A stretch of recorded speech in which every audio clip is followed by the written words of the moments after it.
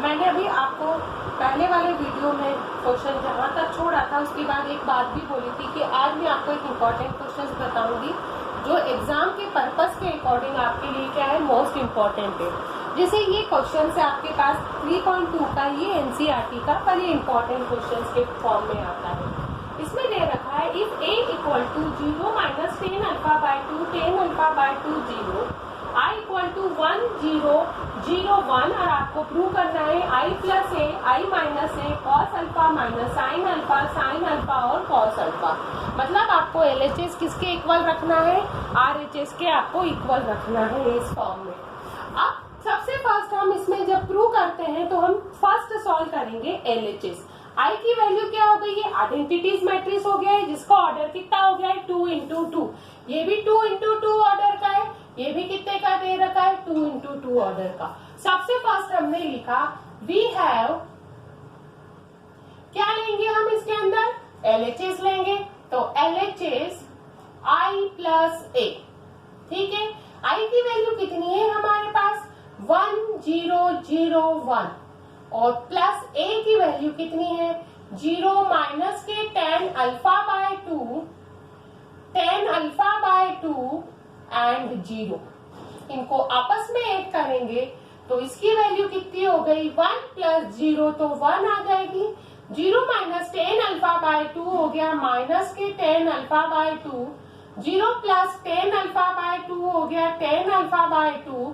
1 plus 0 हो गया यानी 1। ये किसकी वैल्यू हो गई आपके पास, LHS की वैल्यू हो गई है। अब हम लेंगे इसमें RHS। RHS का फॉर्म आपके पास थोड़ा बड़ा दे रखा है, तो देखिए RHS इक्वल टू है I माइनस A।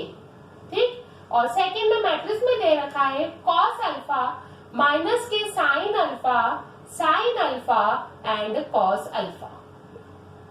आप इधर देखिए I की वैल्यू तो यहाँ पर दे रखी है आपके पास, आपने इस टाइप से अरेंज करना है I यानी 1 0 0 1 माइनस A की वैल्यू कितनी है 0 माइनस के 10 alpha by 2 10 alpha by 2 and 0।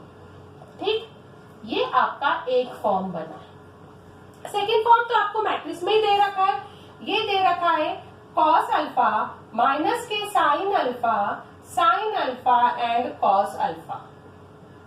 अब इसको सॉल्व करेंगे, सबसे पास इसको सॉल्व करा 1 माइनस 0 तो आपका फॉर्म बना 1, ये 0 फिर माइनस माइनस कितना होता है प्लस, तो ये हो गया 10 अल्फा बाय 2। 0 माइनस के 10 अल्फा बाय 2 कितना होगा माइनस के 10 अल्फा बाय 2 और 1 माइनस 0 कितना हो गया है 1 हो गया। और सेकेंड मैट्रिक्स इसमें दे रखा है कॉस अल्फा माइनस के sign alpha and cos alpha. अब इसको एक बार फिर से ढंग से समझ लीजिए। क्वेश्चन में आपके पास दे रखा है A एक मैट्रिक्स दे रखा है और I दे रखा हुआ है। आपको LHS में निकालना था I प्लस A। I की वैल्यू कितनी थी 1 0 0 1 और A की value 0 minus 10 alpha by 2 10 alpha by 2 और 0। इसको हमने ऐड करा तो आपका फॉर्म बन गया 1 माइनस के 10 अल्फा बाय 2 10 अल्फा बाय 2 और 1 बन गया। मतलब आपके पास LHS जो निकला है RHS सॉल्व करने पर वही वैल्यू निकलना चाहिए जब LHS किसके इक्वल होता है, RHS के इक्वल होता है। RHS में है I minus A cos alpha minus sine alpha and cos alpha.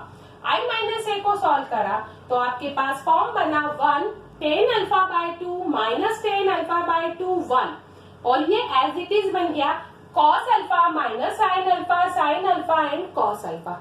अब ये कॉस साइन में दे रखा है, ये टैन में दे रखा है, तो इसको कैसे सॉल्व कर सकते हैं। आपने प्रीवियस क्लास में मतलब 11th क्लास में ट्रिग्नोमेट्री के फॉर्म पढ़ रखे हैं, ये ट्रिग्नोमेट्री के फॉर्मूले के थ्रू इजीली कन्वर्ट हो जाएंगे। सबसे फर्स्ट मैं आपको बताती हूँ कॉस का फॉर्मूला टेन के फॉर्म में होता क्या है। ये हो गया कॉस अल्फा इक्वल टू होता है 1 minus 10 square alpha by 2 upon 1 plus 10 square alpha by 2।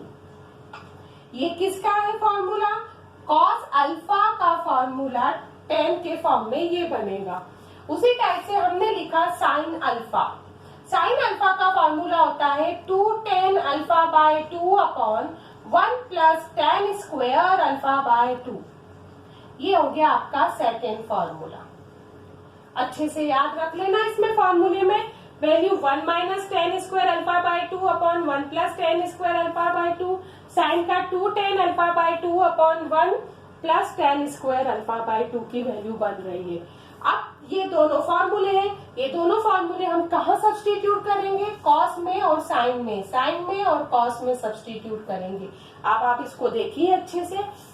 अब देखिए इसमें हमने RHS से सॉल्व कर रहे हैं और RHS की वैल्यू कितनी थी मेरे पास दे रखी थी 1 10 अल्फा बाय 2, ठीक, और ये माइनस का 10 अल्फा बाय 2 और ये 1 आ गया। अब इधर देख लो, अच्छे से देखना, कॉस की वैल्यू हम ये पुट करेंगे। कॉस की वैल्यू है 1 minus ten square alpha by 2 upon 1 plus ten square alpha by 2, ठीक। साइन की वैल्यू हम पुट करेंगे माइनस के 2 10 alpha by 2 upon 1 plus ten square alpha by 2, ठीक। अब इसी टाइप से हम यहाँ पर साइन की वैल्यू पुट करेंगे 2 10 alpha by 2 upon 1 plus ten square alpha by 2। यहाँ पर कॉस की वैल्यू पुट करेंगे 1 minus ten square alpha by 2 upon 1 plus ten square alpha by 2, ये पुट कर दिए। अब जब ये हम सॉल्व करेंगे तो काफी बड़ा बड़ा जाएगा और इसमें मिस्टेक होने के चांसेस बहुत ज्यादा रहती है, इसलिए हम जब इसको सॉल्व कर रहे हैं तो कुछ टर्म हम एज्यूम कर सकते हैं। जैसे हम बता रहे हैं कि लेट tan अल्फा बाय 2 को हमने पुट कर दिया है t के फॉर्म में, जिससे हम पहले t से इसको पूरा सॉल्व कर देंगे, बाद में t की वैल्यू क्या सब्स्टिट्यूट करेंगे? tan अल्फा बाय 2 को सब्स्टिट्यूट करेंगे। तो हमारा फॉर्म बन गया यहाँ पर 1 t माइनस के t और ये 1 बन गया, ठीक। अब ये वैल्यू कितनी बन गई है? 1 minus t square upon 1 plus T square, ये बन गई माइनस के 2t upon 1 plus T square, ये बन गया 2t upon 1 plus T square, और last value minus 1 minus t square upon 1 plus T square. हमने क्या सब्स्टिट्यूट किया था? हमने tan अल्फा बाय 2 को t पुट किया था। एक बार फिर समझा देती हूँ, फिर इसको मैं हटाकर इसको सॉल्व करने की प्रोसेस बताऊंगी। जैसे दे रखा है LHS में आपके पास i प्लस a है, i की वैल्यू पुट करी, a की वैल्यू पुट करी, दोनों को प्लस करने पर आपका ये फॉर्म बन गया है। कौन सा बना है? 1 minus tan alpha by 2 upon ये बन गया बाय 2 और tan अल्फा बाय 2 और 1 बन गया। अब RHS को लिया तो i माइनस a हो गया, ये वैल्यू आपके पास ऑलरेडी क्वेश्चन में दे रखी है। i माइनस a करने पर आपके पास वैल्यू बनी 1 tan alpha by 2 minus tan alpha by 2 और 1 बन गए, और इसकी वैल्यू कितनी बनी? cos alpha minus sin alpha और cos अल्फा। अब sin और cos की वैल्यू को हम किस में कन्वर्ट करके बता रहे हैं? tan के फॉर्म में। तो cos अल्फा की वैल्यू है 1 minus ten square alpha by 2 upon 1 plus ten square alpha by 2, और साइन की है 2 tan alpha by 2 upon 1 plus ten square alpha by 2। हमने ये सब्स्टिट्यूट किया। अब जब इसको सॉल्व करते हैं तो मिस्टेक होने के चांसेस रहते हैं, इसलिए हमने tan अल्फा बाय 2 को क्या सब्स्टिट्यूट करा है? t सब्स्टिट्यूट किया है। तो tan अल्फा बाय 2 के प्लेस पे हमने t लिख दिया है। अब हमें सिंपल क्या करना है? इसका मल्टीप्लाई ही करना है, मल्टीप्लाई करना है। अब मैं इसको आगे मल्टीप्लाई यहाँ करके बताती हूँ कि किस टाइप से इसका मल्टीप्लाई किया जा सकता है, क्योंकि इसमें आपको स्पेस थोड़ी ज्यादा चाहिएगी, तभी आप इसका मल्टीप्लाई अच्छे से कर सकते हो। अब देखिए, मल्टीप्लाई करने के लिए मैं एक बार इसको फिर यहाँ पर लिख रही हूँ और फिर मल्टीप्लाई करके बताऊंगी। ये फॉर्म आपके पास यहाँ दे रखा था 1t माइनस का t और ये प्लस का 1। सेकेंड फॉर्म आपके पास दे रखा है 1 minus t square upon 1 plus T square minus के 2t upon 1 plus T square, ठीक। और इसमें ये वाला फॉर्म लिख देंगे हम 2t upon 1 plus T square और 1 minus t square upon 1 plus T square, ठीक। मल्टीप्लाई तो सेम प्रोसेस से है, वो ही करेंगे। ये करा रो इनटू और ये पूरा ले लिया मैंने कॉलम, सेम प्रोसेस है। अब इसको लिखते समय करेंगे हम 1 का into 1 minus t square upon 1 plus T square में करेंगे तो ये फॉर्म आपका एज इट इज आ गया 1 minus t square upon 1 plus T square. इसी टाइप से इस t का इंटू 2t के साथ करेंगे, बीच में साइन तो प्लस लगेगा ही सही, 2t square upon 1 plus T square, ये फॉर्म बन गया आपके पास। अब इस माइनस टी का इंटू इस फॉर्म के साथ करेंगे तो वैल्यू आ गई, अच्छे से देखो ये आ गया, ये माइनस टी ब्रैकेट में लिखा 1 minus t square upon 1 plus T square. ठीक, बीच में प्लस लगेगा, इस 1 का इंटू करेंगे तो 2t upon 1 plus T square बन रहा है।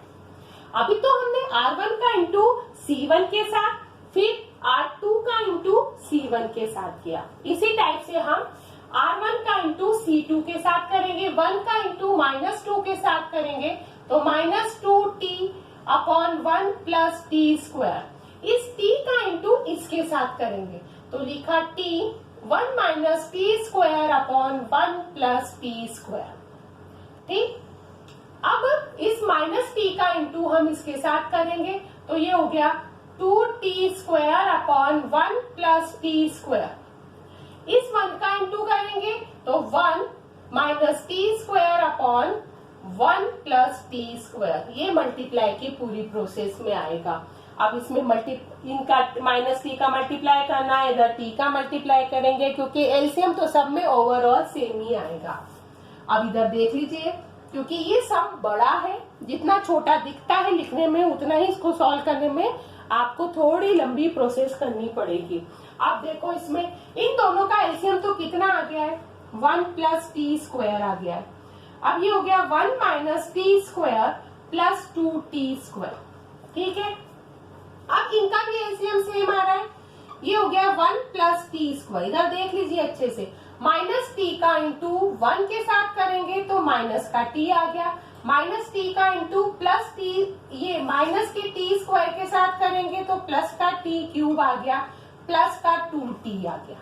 ठीक, अब इसी टाइप से इसको लिखेंगे, इसका पूरा एलसीएम आ गया 1 प्लस टी स्क्वायर माइनस का 2t। इस t का इंटू हम 1 के साथ करेंगे तो t आ जाएगा, t का इंटू माइनस टी स्क्वायर के साथ करेंगे तो t क्यूब आ जाएगा। इसी टाइप से हमने आगे वाली प्रोसेस करा तो एलसीएम तो सेम है, 1 प्लस टी स्क्वायर आ गया। इसको भी लिखेंगे 2t square plus 1 minus t square. ये आपके पास इतना पूरा फॉर्म आया है। अब आगे मैं इसको सॉल्व करके इधर बता रही हूँ, ये देखिए ये फॉर्म आपके पास क्या बनता जाएगा इसके अंदर। अब इधर अच्छे से देख लीजिए, इसके अंदर पहले तो मैं इस स्टेप को यहाँ पे सॉल्व करके फिर इधर शिफ्ट करूंगी। इधर देखिए, इसमें ये देखो 1 minus t square plus 2t square, 2 में से -1 जाता है तो +1 बचता है, तो 1 plus T square upon 1 plus T square बचा। ये देख लीजिए अच्छे से। अब -2t में से t गया तो बचेगा माइनस का t cube upon 1 plus T square. इसी टाइप से नीचे वाली प्रोसेस में देखो, -t प्लस 2t कितना बचता है, प्लस का t प्लस का t cube upon 1 plus T square. अब 2t में से t जाएगी तो वैल्यू बचेगी आपकी t स्क्वायर प्लस की, और ये 1 as it is, 1 plus T square upon 1 plus T square. अब ये वैल्यू अच्छे से इसमें आपको क्या करना है, ध्यान रखनी है। ये वैल्यू कितनी आ गई थी, ये मैंने आपको अभी प्लस माइनस करके ये वैल्यू आपको निकाल के बता दी है। अब आगे मैं वहां सॉल्व करके बता रही हूँ, अच्छे से देख लेना। ये फॉर्म आपके पास क्या बन रहा था, ये वैल्यू बन रही थी 1 plus T square upon 1 plus T square. ठीक है, ये दोनों आपस में कैंसिल होकर 1 हो जाएगा। ये वाला जो फॉर्म बच रहा है माइनस टी क्यूब, इसमें से आप माइनस के टी को कॉमन निकाल सकती हो। ये माइनस टी को कॉमन निकाला, ब्रैकेट में 1 plus T square upon 1 plus T square. इनको भी आपस में सॉल्व करेंगे तो वैल्यू माइनस का टी आ जाएगी। इसी टाइप से आप थर्ड वाली स्टेप में इधर देखो, इसमें से t को कॉमन निकाला तो वैल्यू बची 1 plus T square upon 1 plus T square. ठीक, लास्ट में सेम प्रोसेस है, ऐसे कैसे लिख देंगे 1 plus T square upon 1 plus T square. ये इससे कैंसल हो जाएगा, ये वैल्यू इससे कैंसल हो गई, ये इससे हो गई और ये इससे हो गई। तो आपके पास वैल्यू कितनी बनी है 1 माइनस का टी और 1। अब बताना कि टी की वैल्यू मैंने क्या पुट करने को कहा था, कि मैंने की पहले एज्यूम कर रखा था कि ये किसके इक्वल थी 10 अल्फा बाय 2 के इक्वल था। तो मैंने यहाँ पर टी के प्लेस पर वैल्यू पुट कर दूंगी 1 माइनस 10 अल्फा बाय 2, ये हो गया 10 अल्फा बाय 2 और ये 1 हो गया। मतलब LHS भी आपके पास यही निकल रहा था, तो LHS किसके इक्वल हो गया RHS से इक्वल हो गया। ये आपकी वैल्यू प्रूव हो गई है। ये क्वेश्चन एग्जाम के पर्पस से भी बहुत इंपॉर्टेंट है, अच्छे से इसको ध्यान रखना। इसमें क्या है कि सॉल्व करते वक्त जहां तक आप हो सके तो सेम सॉल्व हो जाती है वैल्यू, पर यदि आपने कॉस और साइन की वैल्यू सही पुट करी और मल्टीप्लाई में कोई मिस्टेक नहीं करा तो आपका आंसर क्या हो जाएगा, एक बार में ही परफेक्टली सही सॉल्व हो जाएगा। अब मैंने अभी आपको जो क्वेश्चंस बताया था उसके बाद एक मैं वर्ड प्रॉब्लम बता रही हूँ। वर्ड प्रॉब्लम आप किसके थ्रू बता सकते हो, मैट्रिक्स मेथड के थ्रू। उसमें लिखा रहेगा कि यूजिंग मैट्रिक्स अलजेब्रा मेथड के थ्रू आपको सॉल्व करना है। क्वेश्चन आप अच्छे से इसको नोट डाउन करिए और देख लीजिए। क्वेश्चन क्या है, the book shop of a particular school has 10 दर्जन केमिस्ट्री बुक, 8 दर्जन physics and 10 dozen economics book. Their selling are ₹80, ₹60 and ₹40 each respectively. Find the total amount of bookshop will receive from the selling all the book using matrix algebra. इसका क्या मतलब है, इस question का मतलब आप देखिए कि आपको एक पर्टिकुलर स्कूल की बुक शॉप के लिए कितनी बुकें लेनी है, 10 दर्जन तो आपको केमिस्ट्री की बुक लेनी है, 8 दर्जन आपको फिजिक्स की बुक लेनी है और 10 दर्जन इकोनॉमिक्स की बुक लेनी है। दर्जन का मतलब क्या होता है कि 1 दर्जन में कितनी बुक होती है, 12 बुक्स होती है। तो आप इस चीज को अच्छे से याद रखना, क्योंकि जब अपन पढ़ते हैं अपने को लगता है क्वेश्चन आ रहा है, आप अपन अपने फ्लो में उसको सॉल्व कर लेते हैं, ध्यान नहीं देते हैं। पर इसमें उसने दर्जन दे रखा है तो सब में किसके का मल्टीप्लाई होगा, 12 का मल्टीप्लाई होगा। आप इसको सॉल्व करते वक्त एक चीज अच्छे से याद रखेंगे। सबसे पहले आप इसको सॉल्व करते वक्त लिखोगे वी हैव, कितनी है 1 दर्जन, 1 दर्जन इक्वल टू कितनी आ गई आपके पास 12 बुक्स आ गई है। ठीक है, 1 दर्जन में 12 बुक्स आती है। आप पर्टिकुलर आप इस क्वेश्चन को इजीली थोड़े थोड़े फॉर्म में ले सकते हैं। जैसे आपने निकाला नंबर ऑफ केमिस्ट्री बुक, सबसे फर्स्ट आप क्या निकालोगे, नंबर ऑफ केमिस्ट्री बुक्स। अब केमिस्ट्री बुक्स कितनी दे रखी थी, 10 दर्जन दे रखी थी, तो हम 10 में किसका इंटू करेंगे 12 का। ओवरऑल कितनी बुक हो गई आपके पास 120 बुक्स हो गई है। इसी टाइप से आप जाएंगे नंबर ऑफ फिजिक्स में, तो number of physics books equal to, physics book कितनी दे रखी है 8 दर्जन, तो 8 में हम कितने का इंटू करेंगे 12 का इंटू करेंगे। 8 में यदि हम 12 का इंटू कर रहे हैं तो हमारे पास कितनी बुक आ गई है 96 बुक हो गई है। इसी टाइप से हमने निकाला number of economics, economics book भी कितनी दे रखी है आपके पास, ये भी दे रखी है आपके पास 10 दर्जन। 10 दर्जन मतलब 10 इंटू 12 इक्वल टू हो गया 120।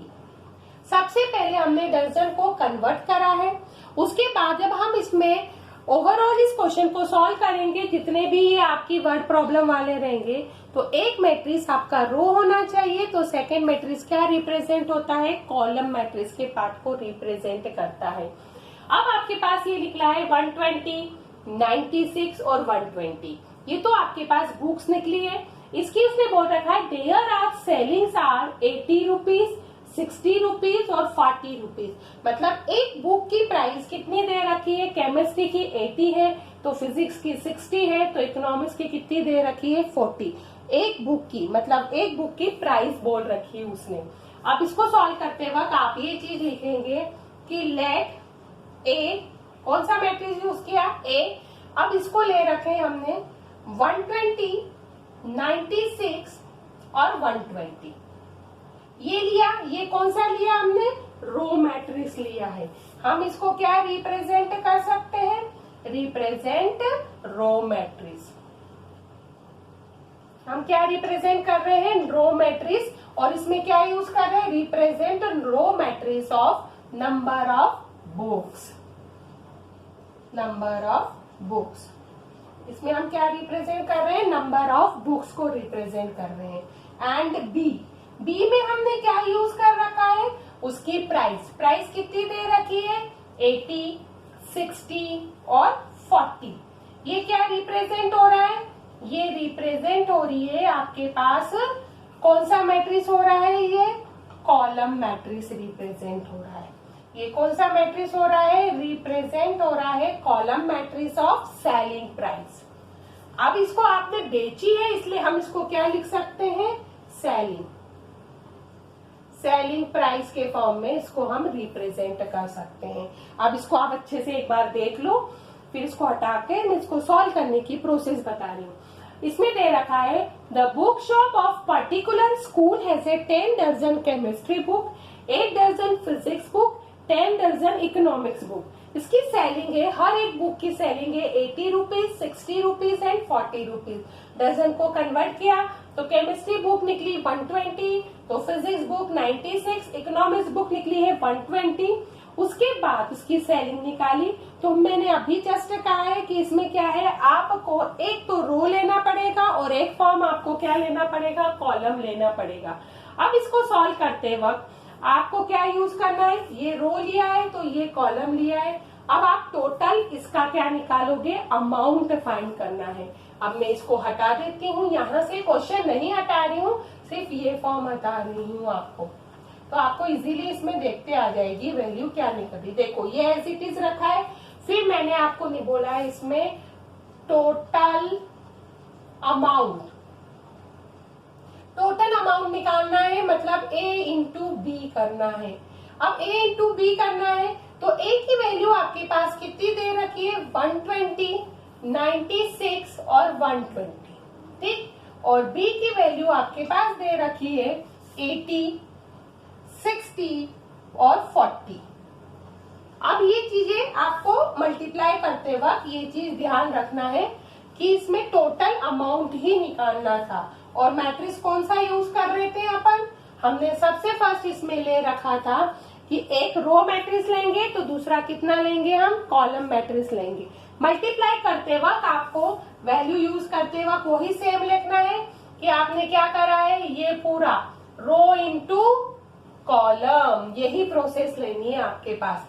टोटल अमाउंट है तो 120 इंटू 80, सबसे फर्स्ट ये लेंगे, प्लस 96 इंटू 60, सेकेंड ये लेंगे, 120 इंटू 40, ये थर्ड लेंगे।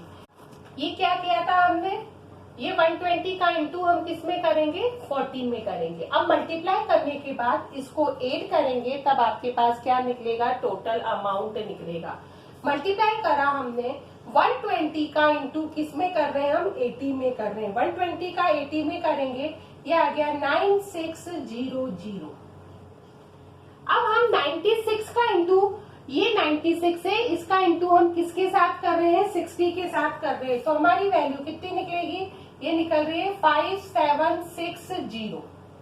इसी टाइप से हमने 120 का इंटू किस में कर रहे हैं, हम 40 में कर रहे हैं, तो 120 का 40 में करेंगे तो वैल्यू कितनी निकलेगी, 4800। ये आपके पास अमाउंट निकलेगा। अब आप इसको ऐड करोगे तो ओवरऑल आपको कितना निकलेगा, टोटल अमाउंट निकलेगा। अब इनको ऐड करने पर आपकी क्या वैल्यू निकलती है, वो देखो आप, 9600, 5760, 4800। इसको ऐड करेंगे तो वैल्यू आ रही 20160। ये आपका अमाउंट निकल रहा है, मतलब ओवरऑल जो उसने रिसीव किया है अमाउंट, वो कितना निकल रहा है, 20,160 अमाउंट उसका क्या हो रहा है, रिसीव हो रहा है। अब एक बात अच्छे से देख लीजिए, जब भी आप इस टाइप के वर्ड प्रॉब्लम सॉल्व करें तो एक फॉर्म क्या आना चाहिए, आपके रो में आना चाहिए, और सेकंड फॉर्म क्या आएगा, कॉलम में आएगा, क्योंकि दोनों रो में पॉसिबल नहीं है, दोनों कॉलम में पॉसिबल नहीं है। तो ये वाली चीज आप अच्छे से ध्यान रखोगे, ये आपका टोटल अमाउंट आ गया। अब अगले वीडियो में आपको मैं थर्ड टॉपिक बताने वाली हूँ, transpose of matrix. Transpose of matrix क्या होता है, उसके बाद उसमें एडिशन क्या आएगा, मतलब उसकी addition, subtraction, multiplication, simple form में देखा जाए तो उसकी प्रॉपर्टीज क्या क्या है। एक तो ट्रांसपोज ऑफ मैट्रिक्स क्या होता है, उसके बाद मैं बताऊंगी properties of transpose of matrix बताऊंगी, और उसके बाद इसके अंदर और चीजें हैं, जैसे है सिमेट्रिक मैट्रिक्स क्या होता है, स्क्यू मैट्रिक्स क्या होता है, वो आपको क्या होगा अगले वीडियो में ये बताऊंगी ये सब चीजें।